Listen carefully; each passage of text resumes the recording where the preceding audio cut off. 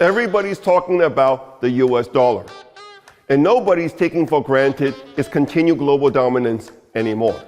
With the world seemingly more polarized with each passing day, the king dollar, the most visible symbol of American hegemony, is caught in the growing battle between globalism and nationalism, between the global north and the global south, and between the unipolar world and the multipolar one. Last week, the Brazilian president told the world that he spent every night asking himself why all countries have to base their trade on the dollar. 3 days later, U.S. Treasury Secretary Janet Yellen admitted on CNN that sanctions against Russia could undermine the hegemony of the dollar. Given the centrality of the dollar to the global economy, its future should be a concern for all, as even a small change to its status will likely be felt keenly around the world. If everyone is moving away from it, why is it still so strong? With the dollar not far from its all-time high, who and what are propping it up? In what way is the U.S. still benefiting from having the U.S. dollar as a primary reserve currency?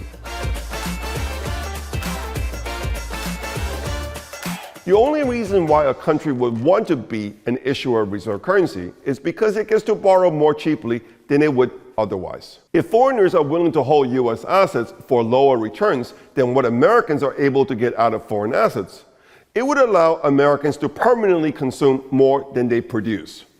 As a result, foreign holdings of U.S. assets have been going up steadily. Today, foreign holdings of U.S. assets stand at $48 trillion. The Tax Policy Center estimates foreign holdings of U.S. corporate equity are now at 40%. This is up from just 11% in 1980 and 25% in 2000. Of course, U.S. residents have been accumulating foreign assets too. However, U.S. holdings of foreign assets are much smaller, at just $32 trillion. The net result is that today the U.S. owes $16 trillion to foreigners. $16 trillion is a whopping 65% of U.S. GDP. It was only a little more than a decade ago that this number was just minus $3 trillion.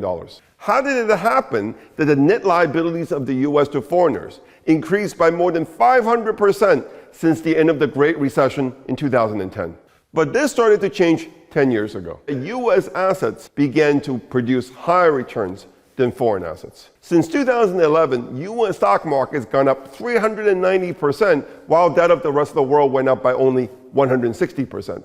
What this means is that foreigners are now earning more on U.S. assets than Americans are earning on foreign assets. So why have U.S. stocks consistently outperformed foreign stocks over the past decade? The efficient market hypothesis tells us that this should not have happened. Well, rather, it could happen only if U.S. stocks are much riskier than foreign stocks, and that U.S. stocks have to pay an extra premium to attract buyers.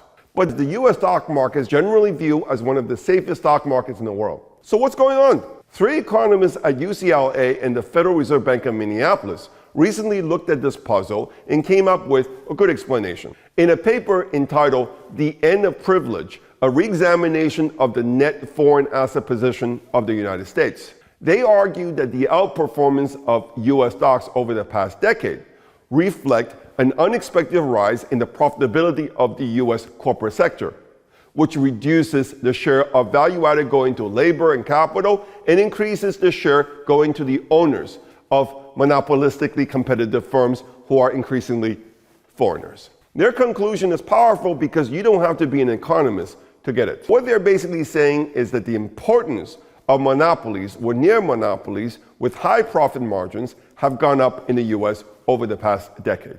Just think Apple, Microsoft, Google, Amazon, and Meta. 5 of the 10 biggest US companies in terms of their market capitalization. They all enjoy monopoly or near monopoly status in their respective markets. All have very high profit margins and have experienced massive earnings growth and massive stock price appreciation over the past 10 years. Apple, Microsoft, and Amazon have gone up around 1,000% each since 2011. Google, 700%.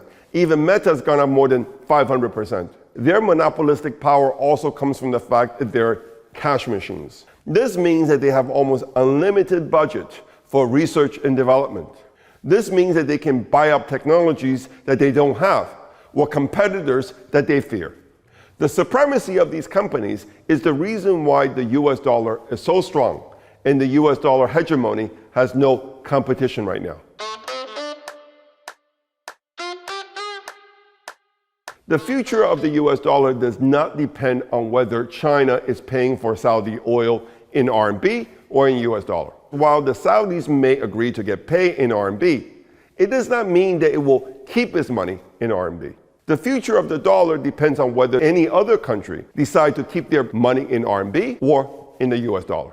This decision will be made based on two considerations. One, what returns they think they will get on their investments in the US versus in China. Here the consideration is a bit of a no-brainer if you ask me. The Chinese stock market has been the worst performing, while the US stock market has been the best performing in the world over the past decade. Two, which countries offer safer investments? Biden administration's decision to freeze all Russian reserves sitting in dollars has set a dangerous precedent that would no doubt make any country that is not a democracy think twice before putting all their money in the dollar. Let's hope Janet Yellen meant it when she said the US will resort to the weaponization of the dollar judiciously. Otherwise, even Google and Microsoft won't be able to save the dollar. If you got something out of this program, please hit like and subscribe to my free YouTube channel.